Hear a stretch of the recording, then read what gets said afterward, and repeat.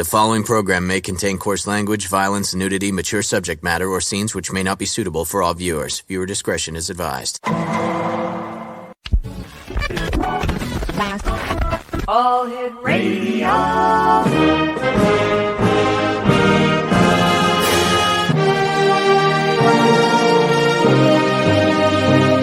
Welcome to the X Zone, a place where fact is fiction and fiction is reality. Now, here's your host, Rob McConnell.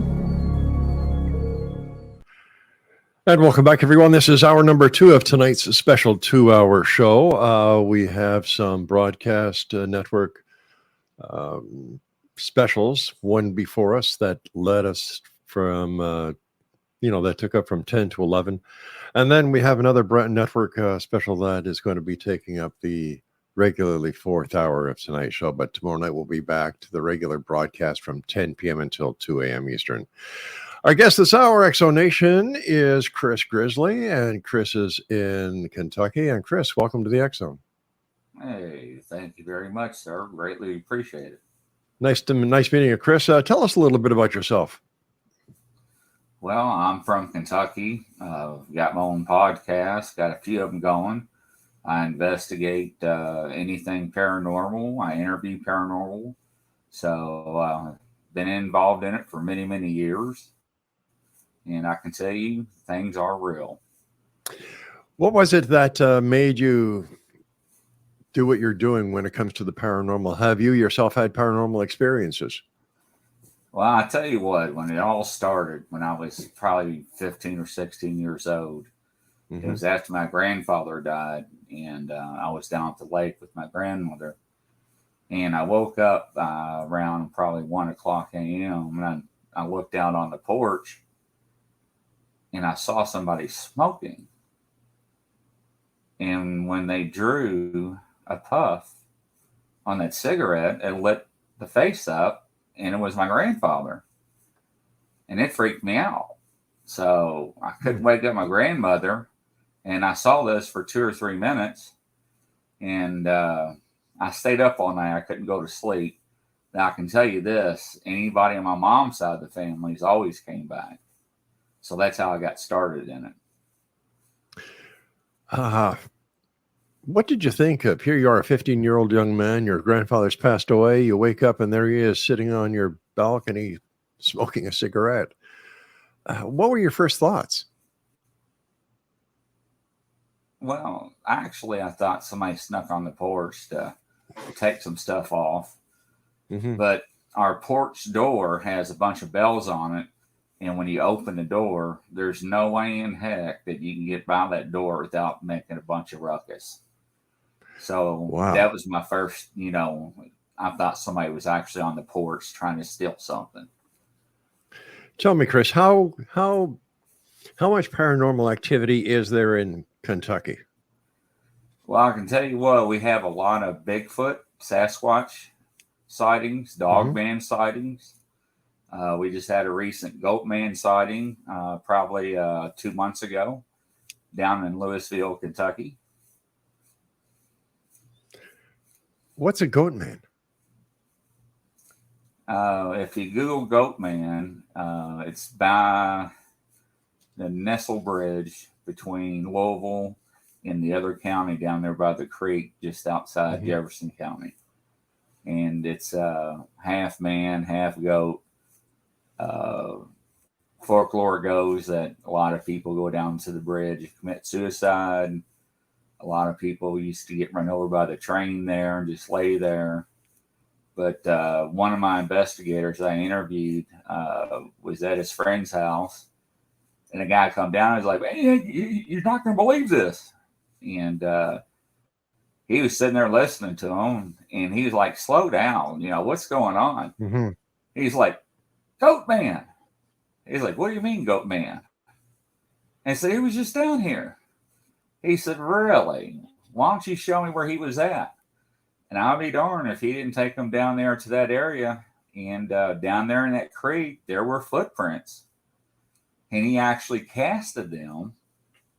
And once he were done, he actually took them to the Fish and Wildlife out of Kentucky and showed it to them. and asked them, "What is this?" And they were like, they didn't know. So then he took it to Indiana, DNR. That's where he lives. And they were like, well, that could be a cow print. He was like, you think this is really a cow print this big and this far along, you know? Yeah. So they're becoming more recent sightings of the Goatman, yes. So and you also investigate the Dogman. Is this a half human, half dog? Well, there's so many different variables involved with the Dogman. Some has a snout, some are flat faced. Land Between the Lakes. Have you ever heard that story? No, I haven't. Back in the 70s, the campers were down there. It's called LBL, Land Between the Lakes. And a family was attacked by a Dogman. They found the two children 30 or 50 yards inside the forest line, up in the tree 30 feet, torn to shreds. Oh, my God. So that's a big hot spot down there when people go investigate.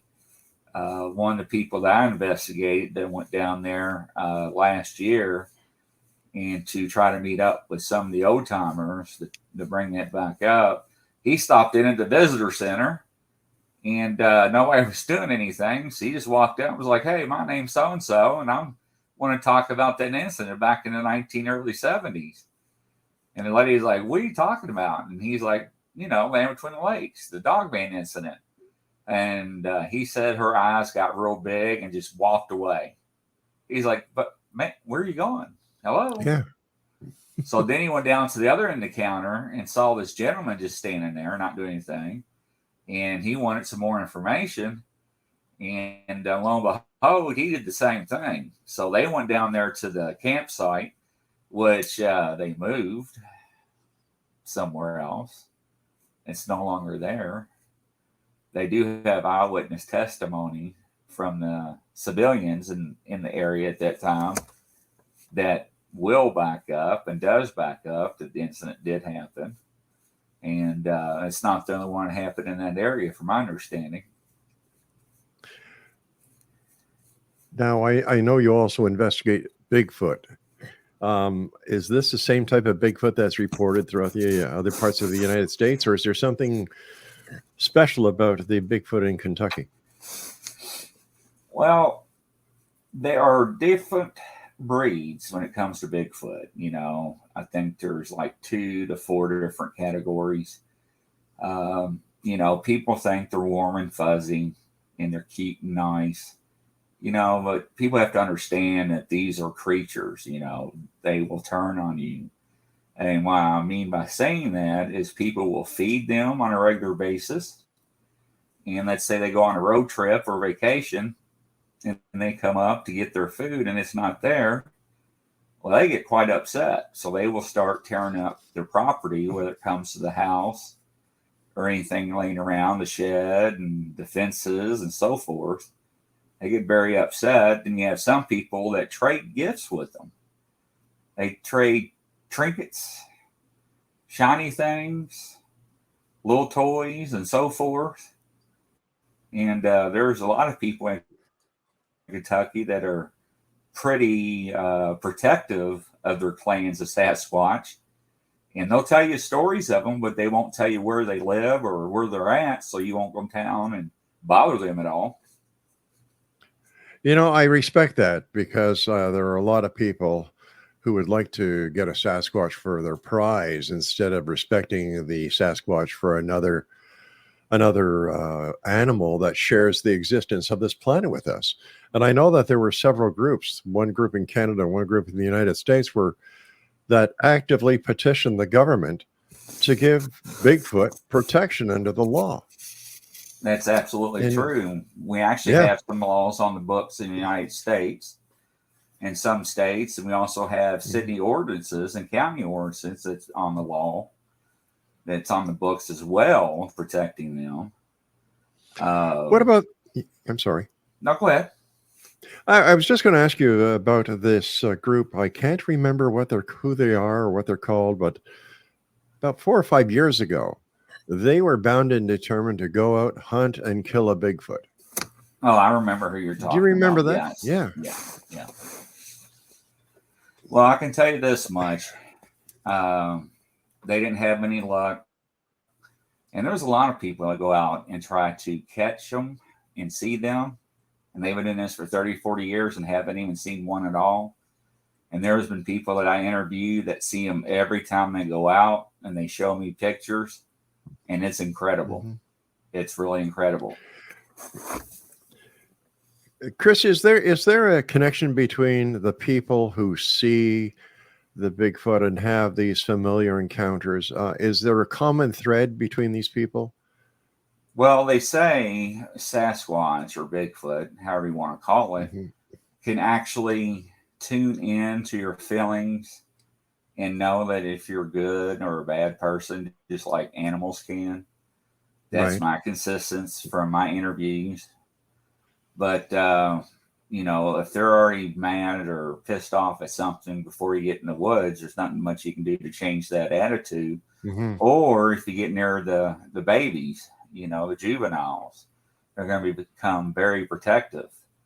I got one guy out of Colorado. The only thing he does is travel across the United States and deals with the Sasquatch that tears up and cause havoc to people's homes and families. And he deals directly with the Sasquatch and by himself, and usually he takes a friend, but he was taught, 15, 18 years ago, how to go out there and do all this by one of his close friends in the county. And they went out, and his buddy went around the corner, not even 15 yards. And they heard something. So he walked a little further down, and he lost eyesight of him. 10 minutes later, he walked over to where he was at. It was gone. He looked for hours, wow. Couldn't find him. They called the police. They called everybody. They had search parties, search dogs. They looked for days. They couldn't find this man. For 3 weeks, they couldn't find nothing. No clothes, none of his hunting gear, for protection, none of that. Then about 3.5 weeks later, he went back out because it was still an open case, and he found his hat way out off the track. And the only reason he knew is his hat because he wrote underneath the brim of his hat with a Sharpie marker of his name. So he left the hat there, and he called the police out, and police come out, and he was like, look, I'm just going to tell you straight up. Nobody's around us. You know, and I know what happened to your buddy. And unfortunately, I know their kids want their dad's body, but it's not going to happen. We can't even find a trace. So. Hey, Chris, stand by. We've got to take our first break. Thanks for joining us tonight. Really a great pleasure talking to you, sir. Exonation, our guest this hour is Grizzly Bigfoot himself, all the way from Kentucky. And Grizzly and I will be back on the other side of this break as we continue here in the X Zone from our broadcast center in St. Catharines, Ontario, Canada. And welcome back, everyone. The X Zone is sponsored by our good friends at Beautiful Mind Coffee. Visit their website at beautifulmindcafe.com. The one and only Grizzly Bigfoot from the state of Kentucky is with us tonight. And Grizzly, thanks for joining us, buddy. Oh, absolutely. What is your favorite part of the paranormal that you like talking about with your guests and your listeners from all over the place? Well, from coast to coast and all around the world, I like talking about a little bit of everything, because we are told what does and does not exist. We are told what we see, we do not see. We got monsters washing up on beaches across the world. Mm-hmm. And the first thing they do is bring a backhoe and dig a hole, the city or county government, and bury it. And I'm like, what are you doing? Get a flatbed truck, and let's take it back to the office. So it's either like they know they know about it, or did you make it? You know, who knows? Who does know? And I try to tell people, you know, no matter what you can do, you cannot draw a line in the sand and say, I believe in this, but I don't believe in that. Because as many as interviews, investigations that I have been on and interviewed people, you know, it's not little Johnny running around in a monkey suit in the middle of the night causing havoc, being drunk. You know, sorry, it happens. I know he's out there. But, you know, let's be realistic. You know, yes, we have a lot of fakes and phonies. Sure. And don't get me wrong. People ask me all the time, hey, Grizzly, man, is that picture or video real? Well, unfortunately, A, I wasn't there. Number two, I didn't take the video or picture, so I don't know. You know, it's kind of hard to judge something anymore with the technology we have. But like I said earlier, I have pictures that look like they come out of a National Geographic magazine. And I beg and plead with them, let me have them. Let me show the world what you got. Yeah. And of course, it always comes back to, you know, I don't want people driving up and down my road. I don't want campers camping out. And I sure in the heck don't want no hunters in my area when it's hunting time. So... And of course, you have to respect that. Yeah, you do. You know, I got a guy in Oklahoma that's lived there for 25 years. He's got a clan that went through 2 generations, and he wants to sell so bad, but he's afraid what's going to happen to him when he does. So he's stuck. Isn't that wild? It is. It is. But once again, I have to respect him. Like, what do you say to a person like that who's putting his love for these creatures? Well, I shouldn't even call them creatures because that sounds so wrong. These friendly giants, you know, ahead of his own personal wants and needs. God bless him. No, you're right. And you know, yeah. Oh, go ahead. No. Well, you know, you said giants. Well, you know, everybody's going to say, here goes Grizzly. So just a real brief touch on the biblical reference. You know, unfortunately, there are so many parts of the Bible that are missing that has been taken out by man, which we all know about. And it explains in there about the giants and so forth, in the book of Enoch. And, you know, it's stuff that people don't want us to know that actually happened back then. And, you know, we have Indian tribes across the nation, and one in particular in the Midwest, that they got tired of the hairy giant taking their women and children and eating them back to their cave. They actually put a bunch of brush in front of it and caught the cave on fire and killed all the giants. So, and Davy Crockett also killed the Sasquatch in Kentucky. Really? Yep. With his musket loader.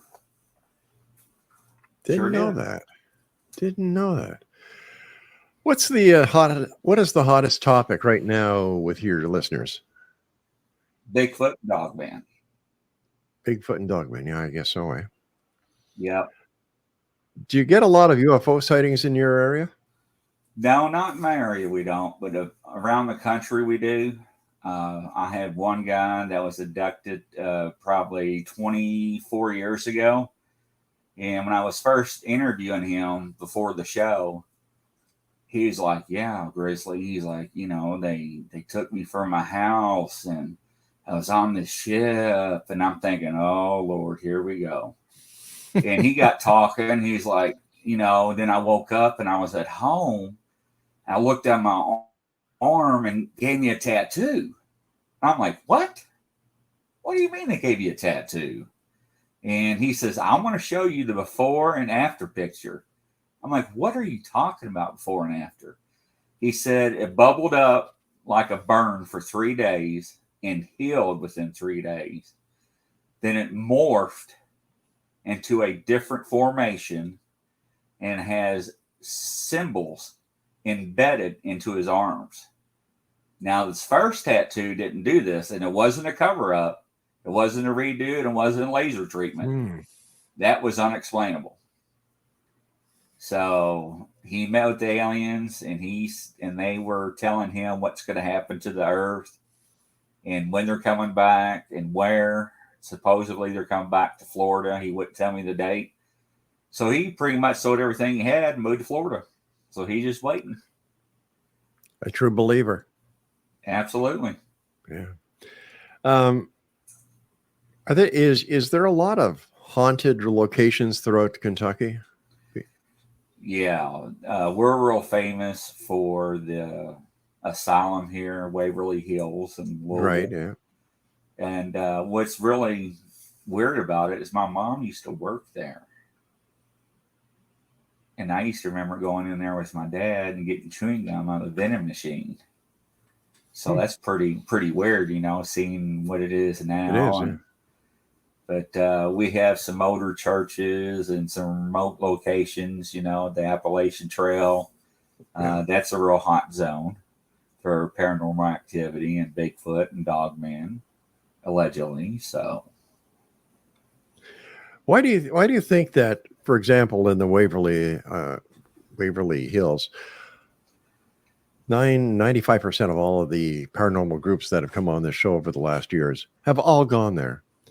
Why do you think these spirits, or the reason why this place is haunted still persists after all these years and all these people who've gone there to investigate? Well, imagine somebody coming to your house every other day. Mm-hmm. You're going to mess with them. Oh, big time. Yeah, you're going to mess with them. That's why I see the shadows. That's why I see the balls move on the floor and hear voices in the far distance where you can just barely make out their voices, but you can't understand what they're saying. Things are being tossed and thrown about, in rooms. So yeah, that's my belief. And that's what I gathered from all my interviews as well. Where is the most haunted place that you Grizzly, have gone and investigated?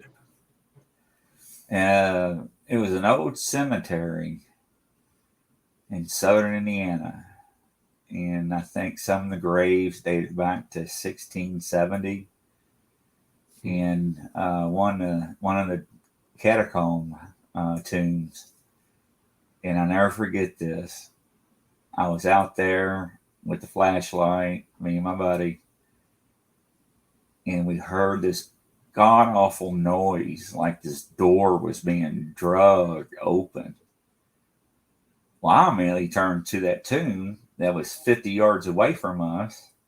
It was only 12 foot tall, very decorative, and the door was still moving. Well, I can tell you what, Grizzly was too. I don't blame you. I'd be doing the same darn thing myself. Yeah, I didn't stick around. No, Grizzly, why do you think that some people have the ability to have these paranormal experiences, and then somebody could be standing right beside them and they have no clue whatsoever? I run across that quite a bit. And it seems like, and this is where you get in some debates, where the creature or beast or animal, whatever you want to call them, will only be seen to certain people. How they do that, I have no idea. They say sometimes they telegraphic talk to you. You can hear voices inside your head. I've heard people that actually stood side by side and watched one walk across the road, and two people were watching the road and only one saw it walk. Yeah. And they're like, "You didn't see that." He's like, "See what?" And I'm like, "You got to be joking." So, and then there's the cloaking factor. Now, not a trick question to ask you, sir, but what color is a polar bear? All right, a trick question, and I see it. The ones I see in the on TV are white. Right. You know they're actually black. No. Their fur is like fiber optics. It's soaked in the background. So where they're on the snow and ice, they're white. And that's why when you see them around dirty ice, dirty snow, that's rather that they have the yellowish on them. Yellowish Interesting. brown. So yeah, it really is. So are we saying that this is all a matter of perception? It could be. I mean, everybody has their own opinions, their own encounters, unfortunately.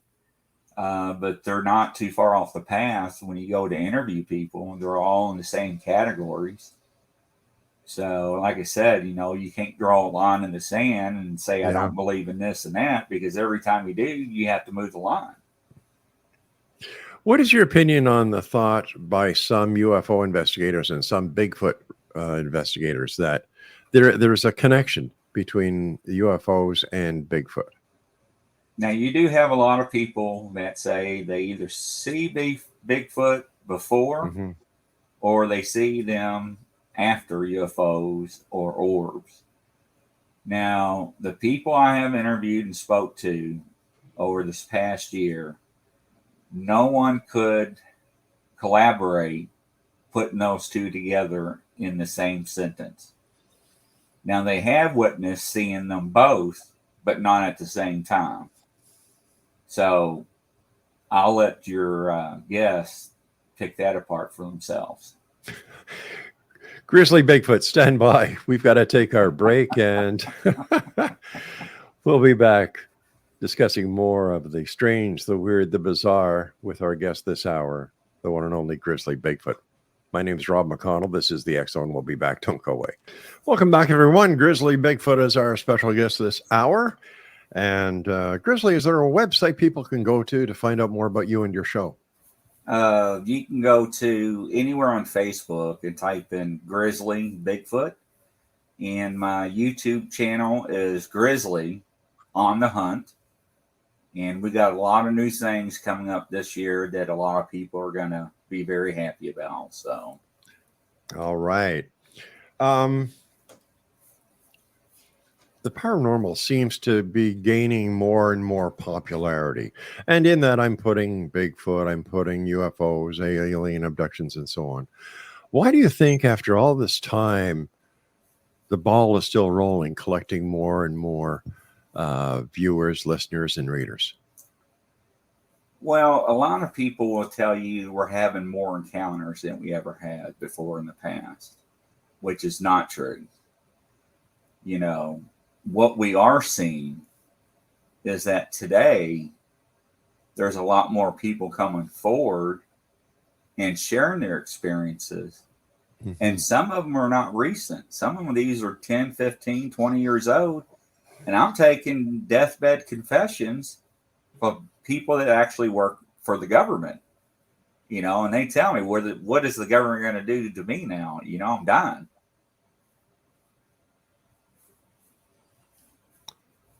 So another question I have for you, Grizzly, is why do you think that the governments of the world are suppressing the information that they have when it comes to UAPs, UFOs, extraterrestrials, and so on? Well, I can tell you this. And the American people, unfortunately, cannot handle the truth. Why is it now the U.S. government showing pictures of UFOs of Satan? Hey, look, we're catching UFOs on film. And they're just now coming forward with that, but they're slowly leaking it out. So where are they going to, or which way are they leading to that's going to come out sooner or later? Independence Day with Will Smith.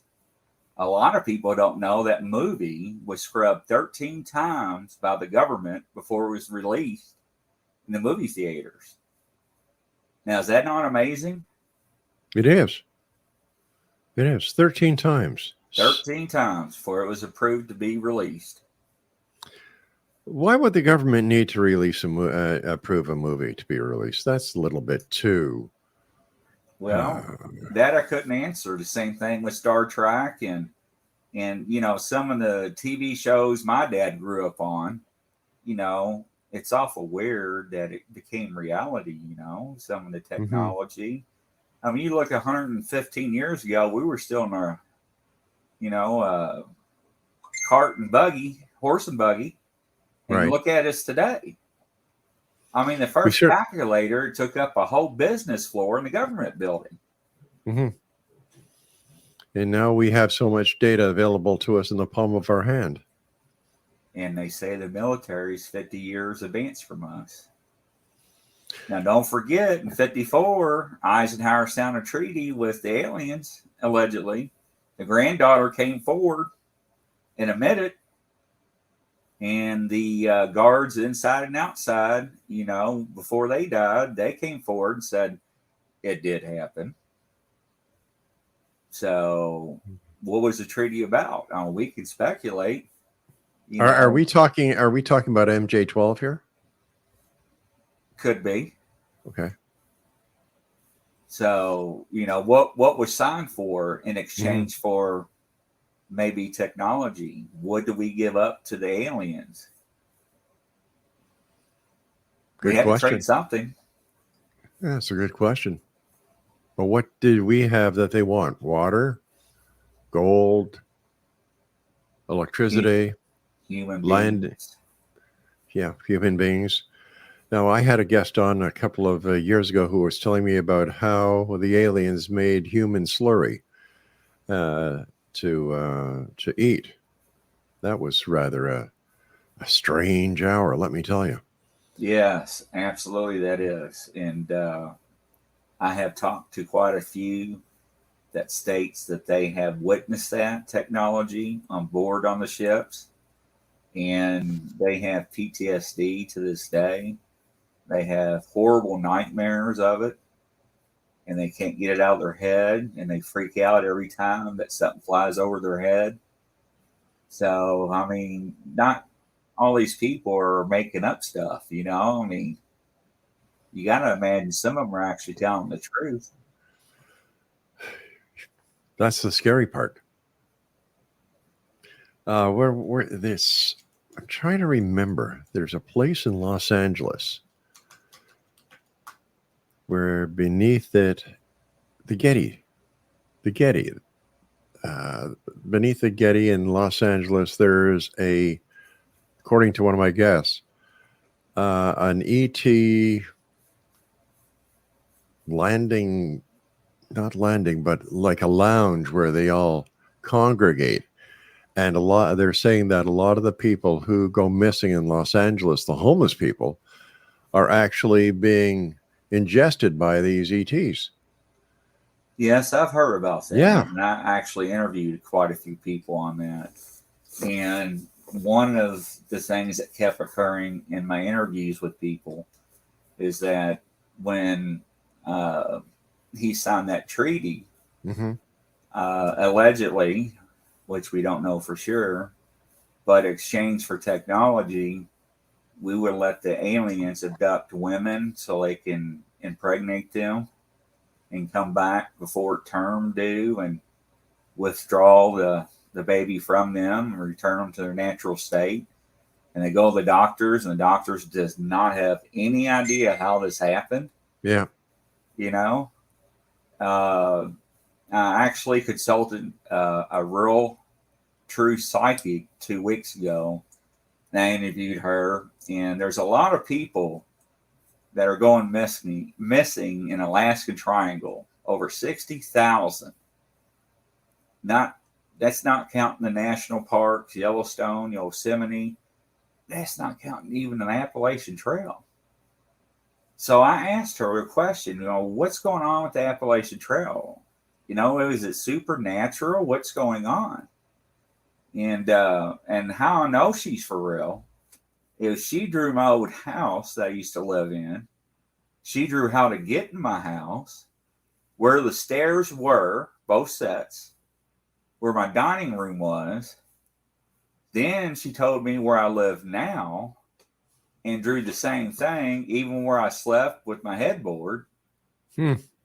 She's done a lot of good things. So I asked her that question. Appalachian Trail, what's going on there? And she doodles on paper when she goes into her trance. And she says she's seen a lot of bodies being buried. There are some things that are causing people to go missing that she cannot explain. But she's seeing bodies buried everywhere and somebody's digging holes.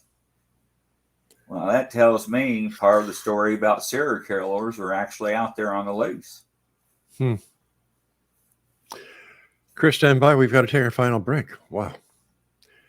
The one and only Grizzly Bigfoot is our guest this hour, Exonation, and we'll be back as we wrap up this hour and tonight's show right here from our broadcast center and studios in St. Catharines, Ontario, Canada. Don't go away. We're back. Grizzly Bigfoot is our guest this hour. He is in Lexington in the state of Kentucky. First of all, Grizzly, thanks very much for joining us tonight. Great pleasure talking to you.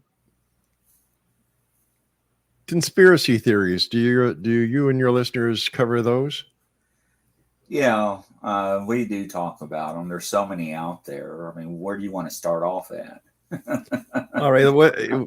Okay. Based on the Grizzly Bigfoot listenership, what's the number one conspiracy out there? Oh, it's always the man in black does not exist anymore.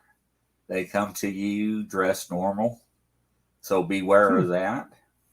That was back in the old days. Oh yeah, I remember those days.